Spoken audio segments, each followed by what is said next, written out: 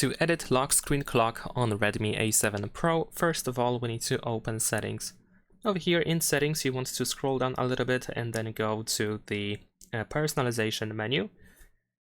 Now in here you should be able to tap on the lock screen, and then you can tap on the clock in order to start customizing it.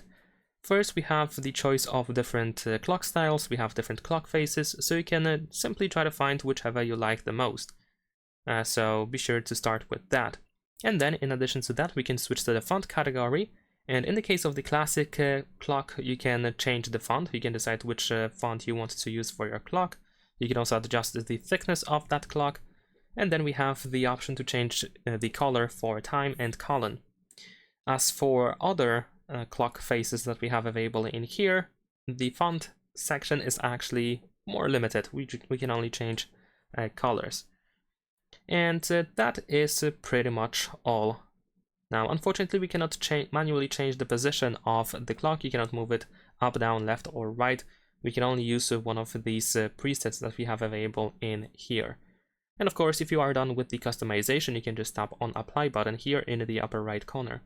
That is pretty much it. Leave a like and subscribe.